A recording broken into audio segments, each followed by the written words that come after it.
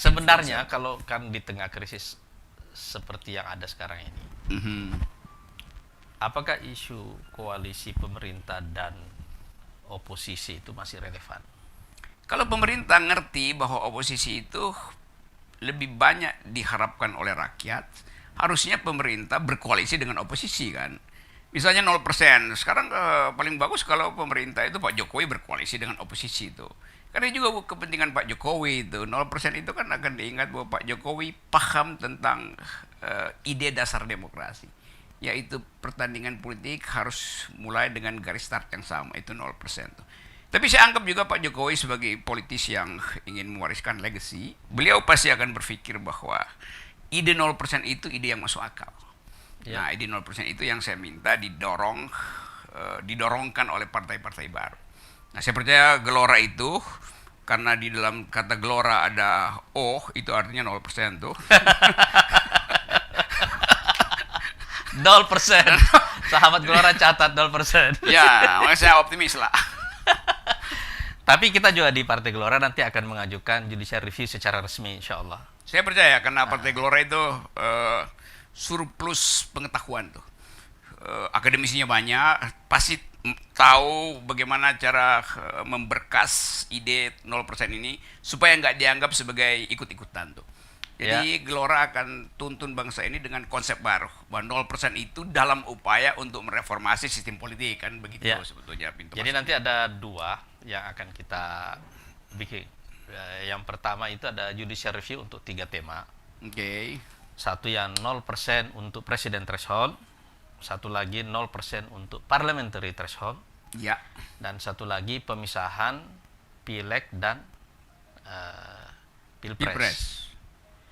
Yang kedua ini kenapa ini penting? Karena pemilu 2019 yang lalu ini pemilu paling buruk dalam sejarah kita itu loh.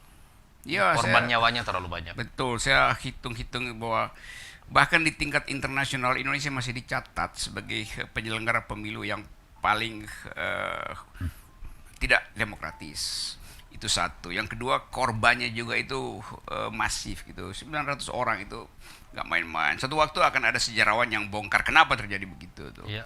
Tapi saya kira untuk sementara kita anggap bahwa ada hal-hal teknis juga yang membebani pelaksanaan pemilu sehingga ada fatigue, ada kelelahan pada sistem itu, terutama mereka yang tidak dipersiapkan untuk jadi petugas pemilu yang tahan bekerja seperti robot. Itu faktor-faktor psikologis. Tapi di belakang itu pasti ada soal politis. Itu biarkan ahli sejarah nanti yang teliti itu soal itu. Cuma saya tidak punya bayangan orang duduk di parlemen ataupun di istana di atas nyawa lebih dari 900 penyelenggara pemilu. Iya, itu artinya parlemen itu sebetulnya parlemen kan dibuat sedemikian rupa sehingga orang bisa bergembira, menghasilkan pikiran. Tapi betul tadi di lapisan di bawah kursi dia itu ada kuburan massal sebetulnya. Dan kuburan massal itu kalau dia 900 orang dibagi dengan ya itu hampir setiap kursi ada satu kuburan di bawahnya kan. Anggota parlemen berapa? Anggota DPR? 575. Berarti di bawah satu kursi mewahnya anggota parlemen itu ada 2 jenazah di situ. Ada 2 mayat. Kita mesti bayangkan itu karena kadang-kala kita nggak bisa bayangkan 900 orang kan penduduk kita 270 juta. Oh enggak, rasio antara yang terpilih dan yang tewas itu 1:2 loh. Lebih banyak yang tewas daripada yang terpilih kan. Jadi itu ongkos demokrasinya mahal, ongkos hak asasi manusia juga terlalu mahal ya. Jadi kita kira-kira itu ide dasarnya. Jadi penguatan demokrasi. Gitu. Ya penguatan demokrasi kadang-kala kan orang suka nyinyir kalau partai kasih proposal penguatan demokrasi, itu apa isinya tuh. Tapi kita ingin supaya proposal itu di backup dengan studi akademis yang kuat sehingga kita bisa nah itu bagian keduanya nanti Bang Ruki. Bagian nanti. Keduanya kita itu akan membuat satu proposal reformasi sistem politik. Keren tuh. Secara keseluruhan nanti. Tapi saya mau ambil satu contoh yang kecil saja, misalnya soal fraksi ya. Misalnya kalau kita lihat ini 575 anggota DPR. Berapa yang sering bicara di antara mereka ke publik? Bahkan ketua fraksi banyak nggak pernah bicara. Jadi mereka ini kan wakil rakyat, Mhm. mestinya menjadi juru bicara rakyat, Iya, harus itu. ya kan? Tapi kenyataannya mereka sebagai juru bicara rakyat punya juru bicara lagi, Ya itu buruknya begitu tuh. ya kan? Karena adanya fraksi itu, jadi fraksi punya juru bicara mewakili juru bicara rakyat yang lainnya. Ya, dan pembicaraan fraksi kalimat pertama itu dibuatkan di DPP oleh ketua umumnya. Ya, jadi lebih bagus kita dorong nanti ini fraksi ditiadakan saja. Oh, itu ide Setiap juga. orang menjadi juru bicara rakyat. Betul. Memang dia dicalonkan oleh partai, tapi begitu dia dipilih, dia adalah juru bicara rakyat. Itu loh, logika itu. Tapi Ya. itu bagian dari perubahan besar yang harus kita usulkan. Itu. Saya kira itu ide cemerlang karena demokrasi itu artinya eh, the government of reason through the government by the people. Demokrasi artinya pemerintahan pikiran melalui pemerintahan orang. Jadi mesti dianggap setiap orang di DPR dia berpikir.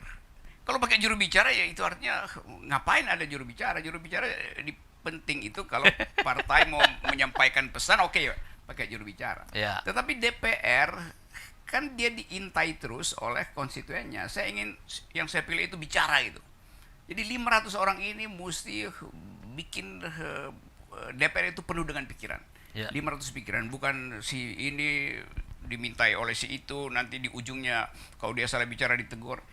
Anggota DPR hanya boleh ditegur oleh konstituennya, nggak boleh oleh Ya. ketua fraksi, oleh ketua DPR, apalagi oleh pimpinan partai. Karena dia representasi dari kedaulatan rakyat, Ya. bukan kedaulatan partai. Itu ide bagus itu. Jadi Dan kuat sebagai ide. DPR itu kan seharusnya dia menjadi akal kolektif bangsa Indonesia. Oh, ini istilah keren nih, akal Ya, ya. kolektif tuh.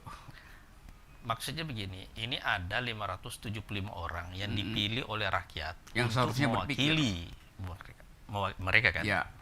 Jadi DPR itu sudah takdirnya itu gaduh. Oh, iya. Memang gaduh, memang ribut karena dia representasi dan perbedaan kita justru ada di situ semua kan. Iya. Disitulah dia diwadahi, semua perbedaan itu diwadahi di situ. Iya kan? Iya, betul. Ya, istilah parlemen sendiri, parler dalam bahasa Perancis artinya bicara keras, itu jadi pasti gaduh kan. Kalau pakai juru bicara ya pasti nggak ada kegaduhan karena speakernya satu, bahkan speakernya cuma satu pun itu seringkali ditutup oleh pimpinan sidang speakernya, Iya. mic-nya.